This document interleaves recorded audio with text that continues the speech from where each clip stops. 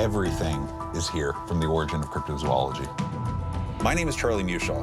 I have multiple degrees in science and tech. My passion for cryptozoology is a lifelong study, and I use modern technology to discover things that just weren't possible in the past.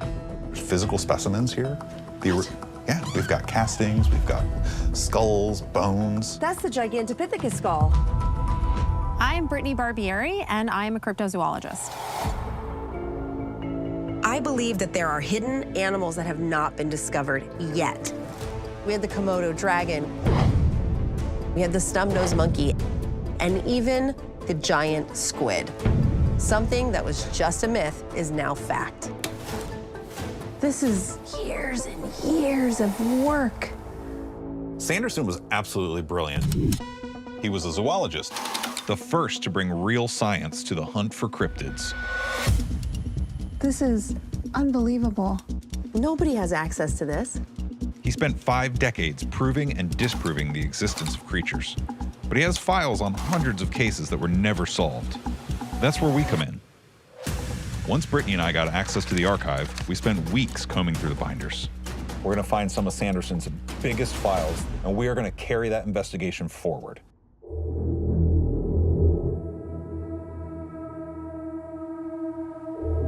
Hold on, Charlie. I got a call from a farmer. He's in North Carolina. Okay. We literally have a carcass to go examine. He doesn't understand how his animal died, but it's been drained of blood. And there's been other farmers in the area that are seeing things, and this is happening to their livestock as well. This isn't just one account. And it honestly sounds a lot like a Chupacabra. The Chupacabra was first discovered in Puerto Rico in 1995 as a bat-like creature that mutilated livestock. But in North America, its name is synonymous with a strange canine known for nocturnal hunting and draining its victims' blood. So North Carolina. Yes. My backyard. Yes. We have all kinds of legends. I know. We do not have Chupacabra. And Sanderson was actually, long before the word Chupacabra was ever coined or like entered pop culture, was looking into hybrid canines as a source of cattle mutilations. So he was looking at different species because this is a dire wolf. And then this is the canine genus, so all dog genus. The dire wolf is not merely a wolf. It is a monster that roamed North America for tens of thousands of years, with jaws that could demolish the 10-ton, long-tusked mastodon, with evidence of it straying in the Ozarks merely 4,000 years ago.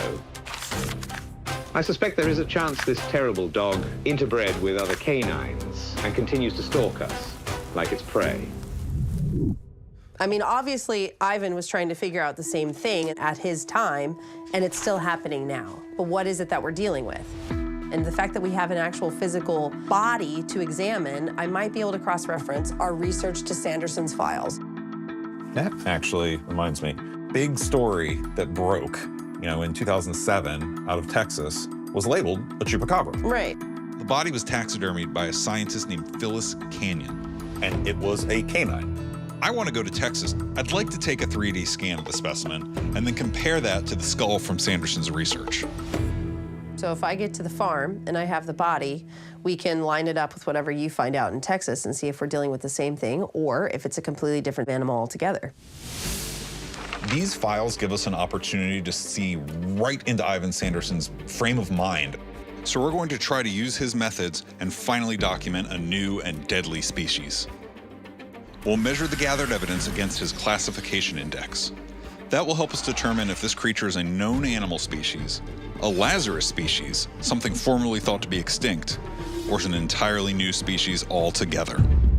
I'll head to Texas to examine the taxidermied specimen. Meanwhile, Brittany will head to Alexander, North Carolina, where there's been recent sightings and livestock mutilations. Our job is to make as much of the unknown known, and finally, document proof of this elusive creature. The Appalachian Mountains are the intersection of two of the largest downs in North America, with large expanses of the treacherous landscape unexplored. I'd say the possible and improbable are lurking in the wilderness. Ivan Sanderson in his files, he was looking at reports of hybrid dogs. And he was looking into these weird, strange accounts way before Chupacabra was even coined. 20 miles out of Alexander, North Carolina, Brittany, along with predator expert Troy Lilly and tracking expert Justin Igualada, head to a farm that's been the site of recent attacks. The farm is located on the Blue Ridge Mountains, a 615-mile highlands that's a piece of the larger Appalachian mountain range. The region is home to numerous predators, including black bears and coyote. Whatever is killing these animals, it isn't eating them, it's just biting their necks and draining their blood. Like main two large holes in the neck. Also, we have to take into consideration, there's a lot of predators out here. You know, you also have venomous snakes, and venomous snakes can really put you down. Troy is my older brother. He's extremely skilled as an animal behavioralist when it comes to cryptids. He's one of those guys that he has to see it to believe it. My name is Troy Lilly, and I'm an animal behaviorist with over 30 years of experience with wildlife, from hoofstock to large apex predators. Spider monkey. Every living thing is a cryptid if it hasn't been seen yet. Our job is to come out here and isolate everything that it could be before we jump to that conclusion. If it's a nasty bite, what's going to happen is if you get bit on the neck, for one, that's next to vital organs. If it hits a jugular, it doesn't take much. My name is Justin Igualada. A lot of people call me Bite Force. I've been working with wildlife since I was a child. I've tracked and captured alligators, crocodiles, cougars, leopards, jags.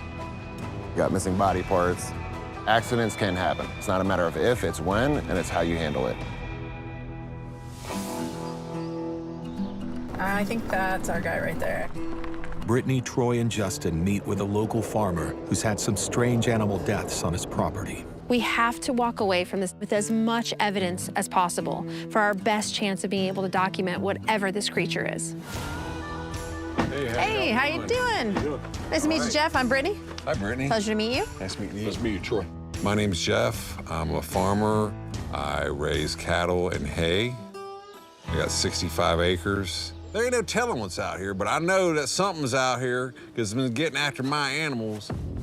There's a lot of animals here, man. We got black bear, bald eagles, bobcats, coyotes, And no people. I'm the last house on this dead-end road, and, I mean, there's nothing between me and the river. So, I mean, we're pretty isolated here. That's how I want to live. That's, yeah, That's that how I actually wanna live. sounds pretty nice. So you've seen weird things out here, then I'll bet. Yeah, something's been getting after my animals, man. Yeah, I got this other 100-pound pig that just got killed the other night, man. Okay, so we got a fresh one then. Yeah, man. So when an animal passes away, if you want to find out what the exact cause was, you have a time frame to work in. To my knowledge, this guy's been out here for about 10 hours, so we're already against the clock. I'm gonna try and pull as much information as possible, so I need to start that like yesterday. I came out here one morning to feed, and I found a 1,000-pound cow here in my cow enclosure with 2 puncture wounds on her neck. So where exactly was she sitting? Was she like behind the wall? Was she She's like about 20 feet from this wall right here, in between them 2 posts, just laying on that ground, just deader than hell. And you looked it over, no mutilation, no blood, nothing? Nope. And no disease, right? Didn't affect any of the other cattle. I mean, you figure if it was disease, they'd start falling off. Absolutely. So after talking to Jeff, he said that he has had 3 separate incidences where he's found dead animals. Could that be coincidence? Absolutely. Could it be a trend? Once we put some signs to it, we can verify to really know what's going on. Down over there, I don't know if you guys can see that tree line over there past those power lines. I do. I found a dead deer down there, and it had the same markings on it as my cow. Or so that's 2. This is my pig pen. But I come out here, and look what I found. Oh my God. Poor little buddy. Oh, man. When we're looking at a case like this, something that really baffles the mind is an abandoned kill. Normally, when a predator kills something, it's to eat it. They're doing that for a purpose. They're wasting a lot of energy to do that, and they're gonna do that to get more energy by consuming the food that they need. So for something to just leave the kill there, it leaves this big mystery of why. Has the goat been in here the whole time, too? That's Penny. We don't eat Penny. What we're gonna do is we're gonna look at the whole area. We're gonna find out what possibly killed it, rather that be footprints, tracks, hair, any of that type of stuff first. That's a good indicator of what did happen. I don't see any tracks. Bear prints would be very relevant in here. There's parts of it that doesn't make any sense logically, but there is one thing I just don't see, and that's blood. So, guys, when you start looking at the pig, Yeah.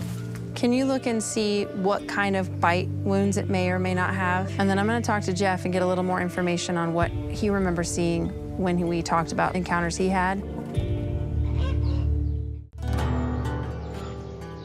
Feel like going in the shade and Yeah, I maybe would grabbing love a that. seat? All right, Yeah, cool. absolutely. So a lot of times when I'm investigating and I'm interviewing somebody, it's really important that I hear their account. It's a little dusty. You Nah, I don't. Nope. Sure. Totally fine. Yep. Sanderson's files helped guide me. I loved his investigative tactics because he did his own sketches, much like myself. Because I just want to get more details, as much as you can remember. I was up on the hill watching the sunset. So, I mean, it was starting to get dark, but I could see something on the backside of that hill against the tree line. I could see something moving. And at first I thought it was a coyote, but it was bigger.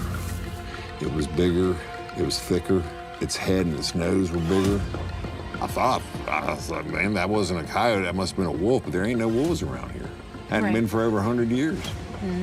But what really got me was the green eyes. I didn't have a light where it could be reflecting off its eyes. It was like its eyes was glowing on their own. And the body color?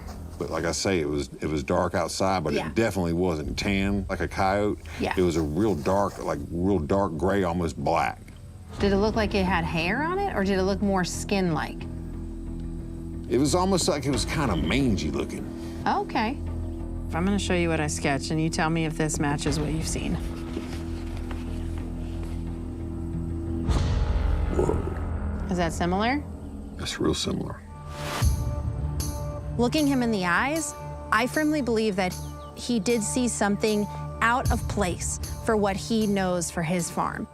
I want nothing more than to discover the Chupacabra. But have you talked about your account with anybody else in the area? Any of the other buddies that are farmers around here? The same thing has happened to at least 2 or 3 farmers. Do you think I could talk to any of them? Would they be willing to talk? I'm pretty sure that if a gal with blonde hair bought them a beer, they might tell you about a Chupacabra or 2. They probably would. Let's get it up on the table. Sorry, dude. So anytime we have a death that's mysterious, we'll do a necropsy. We're gonna be looking for any punctures, damage to the body. The feet look good. When you first see Justin, he looks like he's been thrown through a meat grinder and then dressed up and sent out to the street. But once you really understand him, Justin has talents that are way beyond almost anybody I've ever met, including a lot of vets. He's very talented, from husbandry to breeding, tracking. His knowledge goes really, really far. I mean, there's some lacerations on the arm, superficial, nothing deep. There's a massive laceration here on the snout, so that could be some defensive wounds right there, Troy. What the is that? Well, those are wounds. Yeah, they That are. could be a bite mark. Oh, right in the side of the neck, huh? Yeah. So you're looking at a 2-inch bite gap, man. Bottom punctures are smaller. Which is indigenous to a dog bite. So is there anything other than the vampire bat that would suck blood out of this animal? I mean, the best way to find out, we're gonna have to open this up. The tonsils do look a little funky, to be honest with you. And that's right next to where the bite is. But I am gonna take the full tonsil. So normally when you're investigating an animal that's dead, you want to know if it was taken by a predator. Generally, they're consumed. And there are animals that feed on blood, mosquitoes, vampire bats, but they eat off the victim while it's still alive. The fact that this animal is dead and still fully intact is weird. The mosquitoes and like vampire bats, they have like, I don't know if you would call it, I think it would be an analgesic. No. It's a painkiller. It's a topical I got painkiller. you, so they don't feel it. But this animal clearly felt the wound. Like there's defensive wounds all over this animal. The broad analysis that I can give off of the necropsy, I can pretty much cut out any large cat. Predatory cats, when they go for the kill, they have surgical knives for hands. They're gonna use that to grab, subdue the prey. They wanna kill it as quickly as possible. Bear's a little bit different.